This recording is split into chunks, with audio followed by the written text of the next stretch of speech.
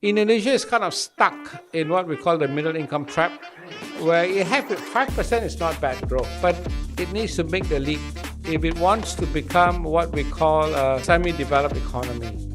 Right now, it's a middle income economy. 60% of millennials are underemployed or unemployed, which means they're not finding jobs. So Indonesia needs to get rich before it gets old. A convincing win, right, for the new regime, which is Prabowo Gibran, right? Yes. So tell us, how has it been so far?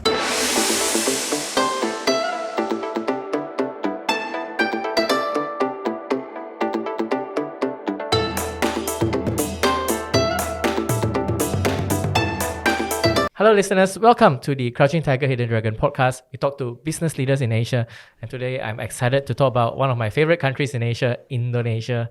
So we have Shoeb Kagda, right, who is the founder of the Indonesian Economic Forum. He holds many roles, and in fact, he just came from the palace, from one of the palaces. He was there and he made it here today's podcast. I'm very grateful. He has many roles, including chairman of Singapore Chambers of Commerce in Indonesia. Very well connected, and is also part of a media consultant as well. He is here today and we're going to talk about the Indonesian economy, especially after the recent elections. Shoeb, welcome to the show. Thank you very much. It's a pleasure to be here. Thank you for taking the time. I'll ask you with a fun question first to start up. So if I had one meal here in Jakarta, what would you recommend? Well, it depends whether you like noodles, you like rice, definitely nasi padang or mi bakso. Mi bakso, all right. Yeah, those are the usual favorites. How many years do you spend in Malaysia? In Malaysia, I was there for 2.5 years. Oh, okay. In KL itself? In KL, I was living the high life in Bangsa. Yes, I live quite near to Bangsar, about 10 minutes from Bangsar itself. How do you, like, people say Jakarta is very similar to KL in many ways. Like, how do you compare both cities? Well, I think Jakarta may be a little bit more sprawling than KL. To be very honest, when I was in KL, it was in 95 to about 97. So it was just before the crisis. I just visited KL actually a couple of months ago. And it's changed dramatically from when I was there. I think in similarities, you have traffic, we have traffic. We have just started a MRT. Basically, the city is very friendly. I really enjoyed my 2.5 years there. Of course, the food is very different. You know, KL has, your nasi kandar, you have your Chinese food, you have your Indian food. Banana leaf. But I guess the similarities is, I think both cities have their own unique attractiveness. Yes, like you said, it's very friendly. So I enjoy the friendliness here in Indonesia. People are really willing to help you. I think this is the thing I observe about Indonesia, is that there has this collectiveness of Indonesians. In Malaysia, we are more individualistic, a bit more individualistic, less than Singapore, but almost there. Yeah. Well, here there is the concept of gotong royong, where people help each other. It's still very social, very communal. Neighbors tend to help each other. If you are short of sugar, you can run over to your neighbor's house and he'll give you some sugar. So I think in that way, the Indonesian culture is still communal, right, rather than individualistic. People tend to help each other out. Yes, I observed that as well. And what I observed from my Indonesian friends, they're also not reserved to ask for help. Yes. So Malaysians, when we ask for help, we'll think, oh no, what's the attitude? Like, does he want something back from me? All this. So I enjoy that about Indonesia. So yes, we just had the Indonesian elections, and of course the results was a convincing win, right, for the new regime, which is Prabowo Gibran, right? Yes. So tell us, how has it been so far? And what are the promises as part of this new coalition? Well, I think one of the big promise, of course, is Prabowo has promised that he can grow the economy by 8%. At the moment, it's about 5%, which I think is a very ambitious target. 3 percentage points is going to be very difficult. In order to achieve that, he will really have to do two things. One, of course, is to kind of fire up the manufacturing sector. And in order to do that, he will have to woo and attract major foreign investors. And you have seen a trickle coming in, but the big boys are still holding out. I think what they will want to see are what kind of government policies are introduced and implemented to support foreign investments, right? So there are a few hurdles. Apart from infrastructure, it's a very high tax regime. The labor law, it's a drawback in that sense, because it's very onerous on employers. I think a lot of foreign investors will see what the overall direction of the new government is towards foreign investments, not just foreign, but also domestic. Yeah, let's not forget a large chunk of the investments will be domestic. So you got to get the domestic players to also invest and expand, and that's not happening as yet. Yeah, 5 to 8% is a lot. It's quite similar. So in my context, our new Malaysian also had our new government for the past 2 years almost already, and also the same promise as well, 5% to 8%. Because in terms of GDP, the people won't feel it unless it's like a 5% jump. Even like 5 to 8, I don't think the normal people will feel the growth or the jobs or things like that. Well, yeah. So in Indonesia, you have to look at the scale. So every year, there are 1 million new entrants to the labor force. How do you find jobs for this 1 million new entrants? Right?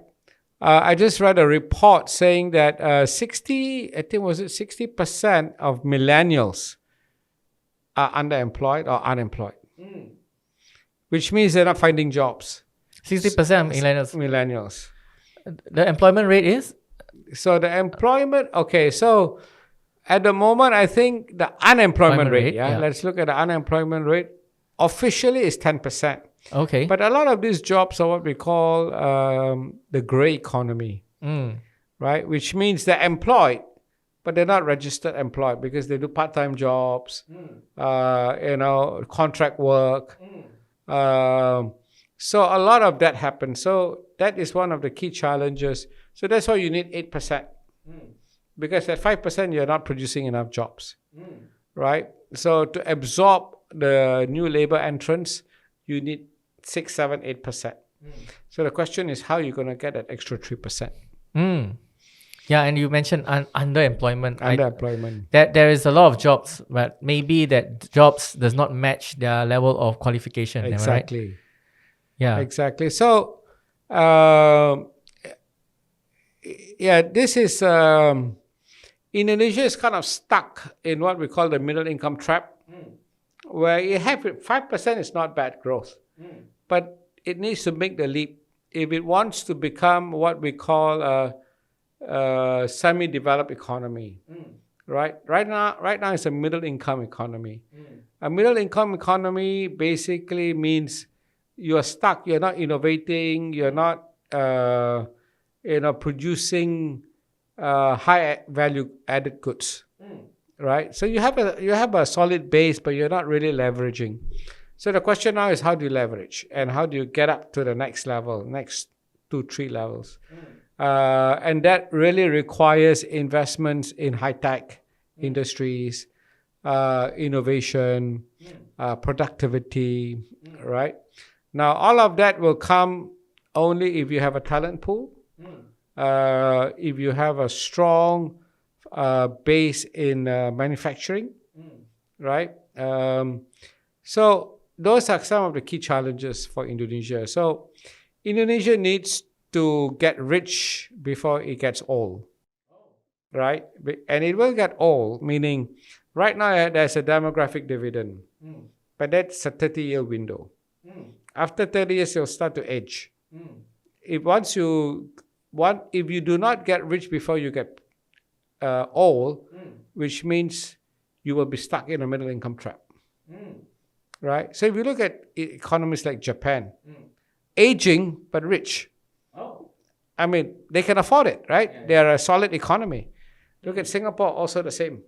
It's an aging economy, but they can continue because they have high productivity. So they can continue to grow and invest. So Indonesia, it's the opposite. It's a young demographic. So a lot of young people. You look around you, all young people. You see a lot of kids on the street. But this all needs jobs. And they will come to age in about 30 years. So now it's 2024, they're looking at 2050. After which it will stop. The bell curve will go down. So once the bell curve goes down and you have an aging economy, the pressure on the government is going to be great. So you need to build a reserve. You need to build a strong economy before that.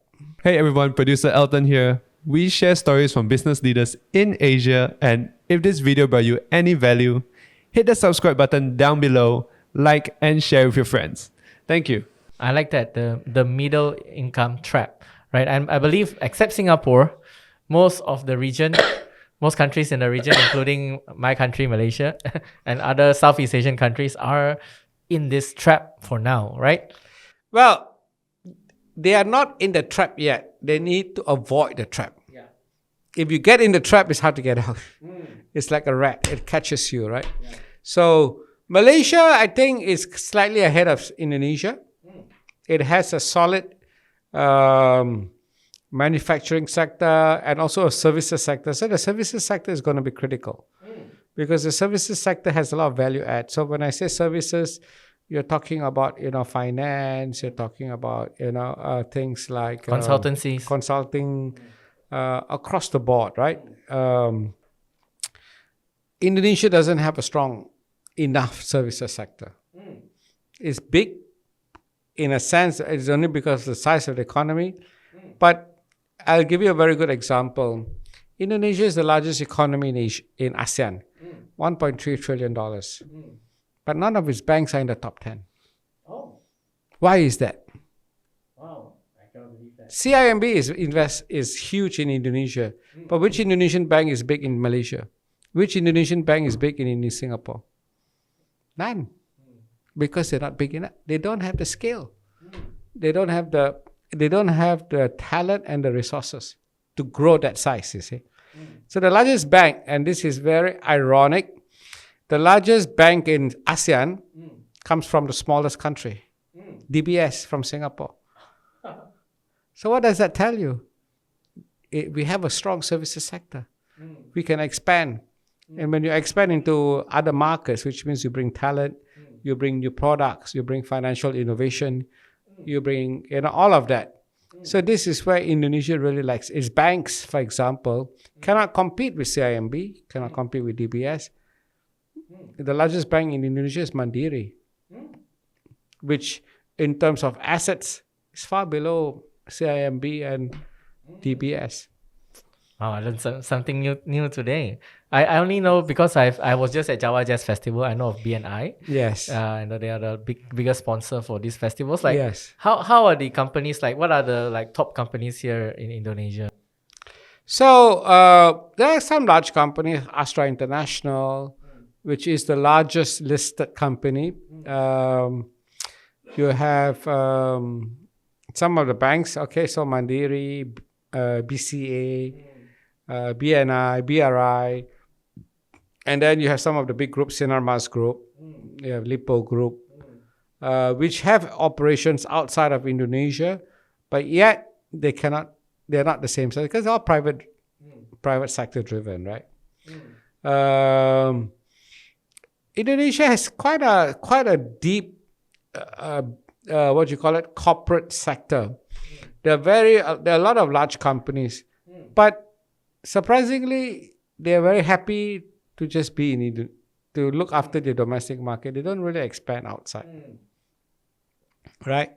So very few Indonesian companies have brands outside. You're in Malaysia. Which Indonesian brand comes to mind? There's a very small Kopi Kayangan presence. Yeah, Kopi Kenangan, right? Kenangan, which is a startup. Yeah. It's a startup, and I don't even know how long it will last because, to be very honest, I don't see the profitability. I don't see their path to profitability. They're just burning cash at the moment. Can you imagine a small coffee shop? Yeah. How will they compete? Yeah. Right? So they're growing, yes, but growth and sustainable profitability are two different things. Right? So if you look at the companies around the world who have managed to sustain themselves over periods of time, those are large companies. They have solid structure. They have solid business operations. They can go global. This is where our companies are still not there yet. Like you said, the services industry is not developed yet. Like, what are the reasons? Is it language, talent? Well, I don't think it's so much language. I mean, they can always learn English. I guess yes, talent in terms of in terms of that you need people, right? So when you start expanding outside, you want your people to be able to run those operations. They just don't have enough managerial talent. Okay. Right? So talent, many different kinds of talent, right? You are also talent. Yeah. But managerial talent, people who can run companies and operations outside. The other reason is, I feel that Indonesian, if you talk about the banking sector, there's no consolidation. Too many banks, which means assets are too spread out. Right? So Yes, no no bank and consolidation. consolidation. So if you look at big countries, they don't have that many. You know how many banks are in Indonesia? More than 100. Really? And I just read that the government is closing like 20 banks because they're bankrupt. So this becomes a problem because your financial assets are not consolidated. So no bank is able to grow because its asset base is too low, too small.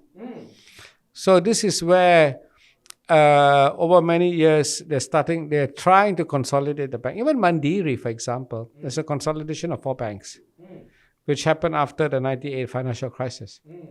So, but in the private sector, because the banks are all owned by individuals, they don't want to consolidate. Who wants to lose? Right? So the government has to force them. So they have been doing that by increasing what they call their reserves, right? So you need to put more money in.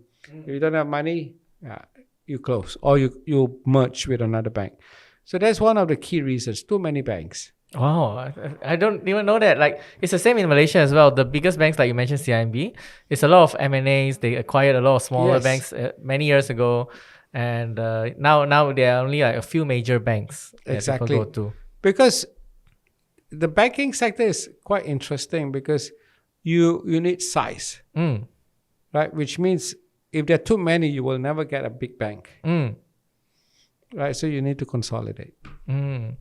How about in Malaysia, we have new things like digital banks. We have the new digital bank license recently. So like, is there something similar happening here? Yes, there's a couple of new digital banks. There's Bank Jago, there's Alo Bank. Excuse me, but still very nascent, right? How will they grow? I'm not quite sure, right? So the banking sector is interesting because it does not cater to all of the populations. I am not totally certain of the numbers, but I think about 30% of the population is unbanked. Means they have no banking. I think no one is certain. Unbanked means they have no access to credit, they have no deposits, and this is the market that the digital banks are after, right? And then there are those who are underbanked. Underbanked means the banks, well, they open a deposit account, but there's no credit facility, there's no access to additional capital, right?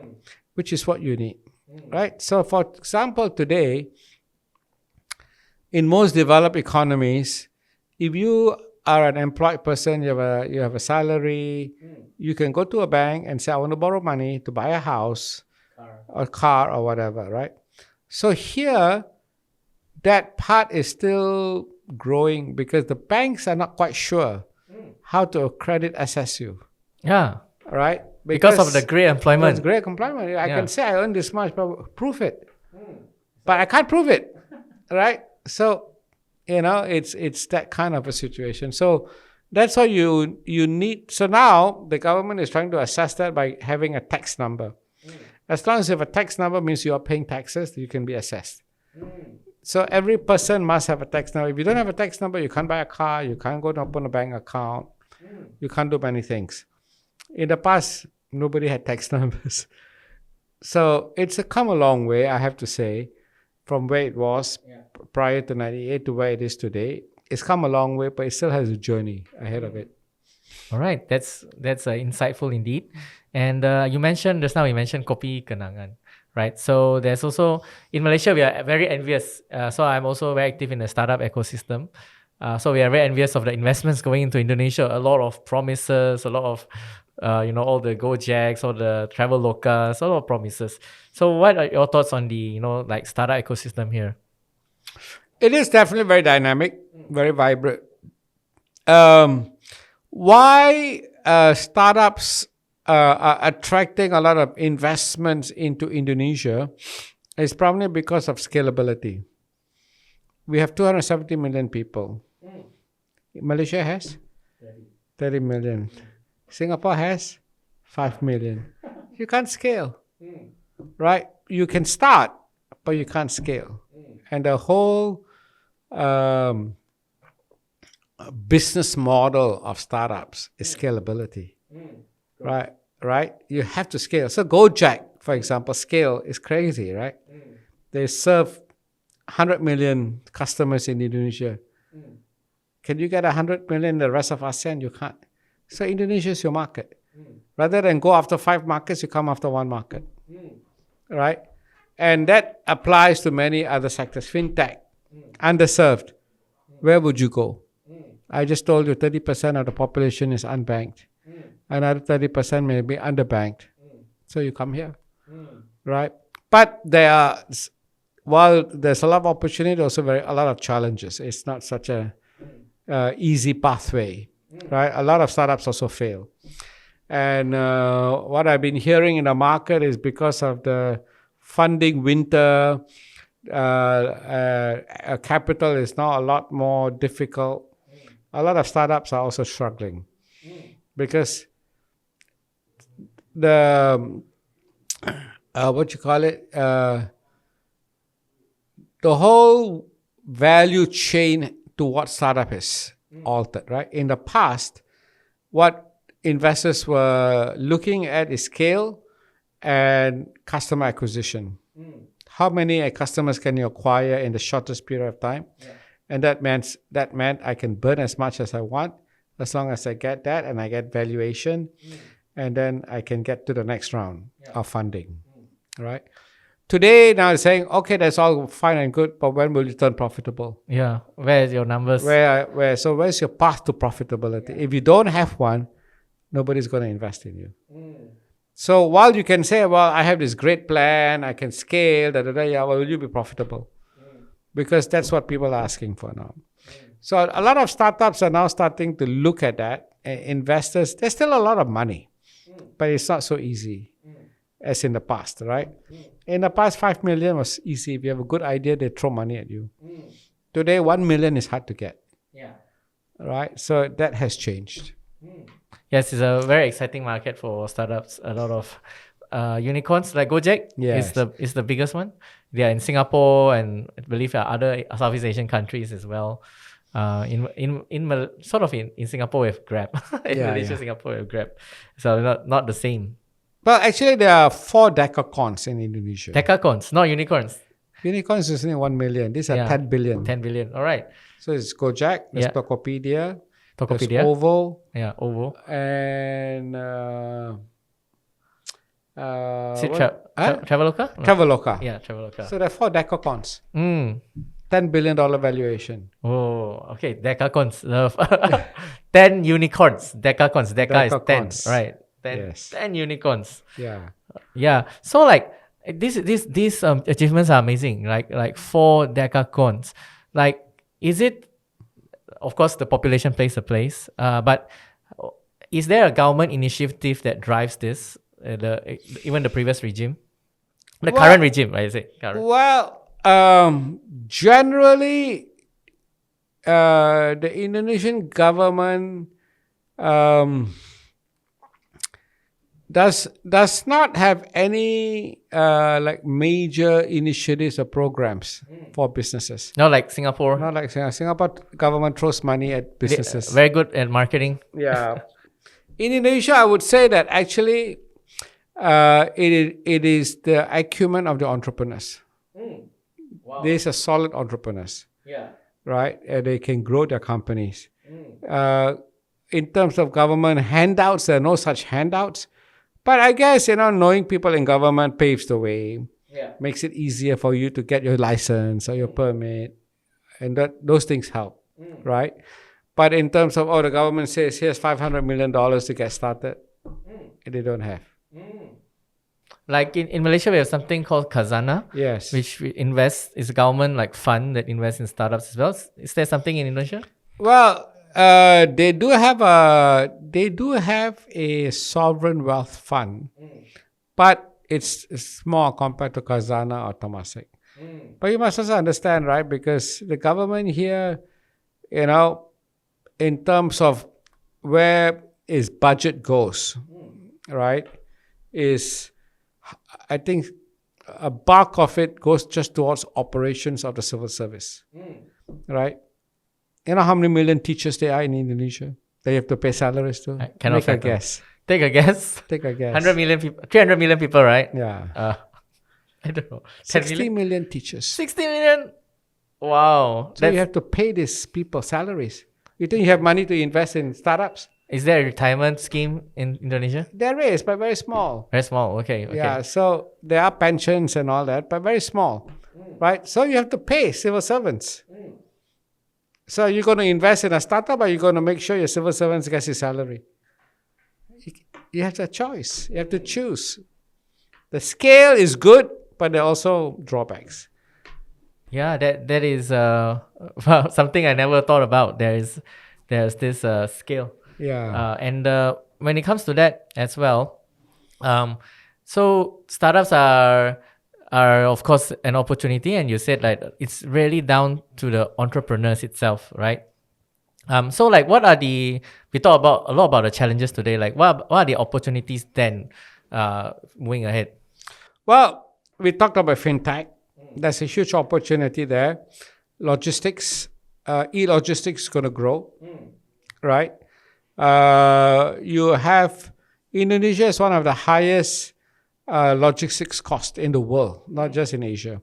So to bring down that cost is a huge opportunity, right? Because if you can have startups that really attack this problem in terms of how do companies bring down their logistics costs, they will do well. Okay? Education, also very hot, right? E-education is going to be hot. So startups can get into education where they can offer online courses, online programs at a very low rate. Huge opportunity there. Agriculture. E-agriculture is going to be hot. Can you come up with products, programs, or services that help the agriculture sector? I'll give you one example. There is one agricultural startup which actually helps farmers to monitor their plots using AI, right? And they can identify which plant or which sector needs more nutrition, right? Or which sector needs more irrigation. So that helps farmers. So those kind of services. So those are huge. There's another company which helps palm oil companies, for example, monitor the trees. Each tree in its 10,000 hectares. Right? So what happens then is the companies can be a lot more efficient. They don't waste so much resources. And in that sense, they also become more environmentally sustainable. So it goes hand in hand. Right? So you don't have to spread so much fertilizer, for example. Or pesticide. It's more control. Get more yield. More yield. So you improve your yield, but you also become more sustainable. So these are areas where I think startups can really focus on. All right. So yeah, thank you, Shoeb. I really enjoyed today's conversation. Maybe in a couple of years we can revisit this again, or every time I'm in Jakarta. Sure. But thank you so much. I think I learned so much today about Indonesia's economy, and I believe the audience. So a lot of my audience are business leaders who can learn more about this and maybe find opportunities here as well. And if I may plug myself, I'm also the founder of the Indonesian Economic Forum, which is a multi-stakeholder platform for investors who are wanting a deeper understanding of the Indonesian economy. And also, we help to connect and help them to understand the market. So call me. All right. Thank you, Shoeb. Thank you, everyone. Thank you so much.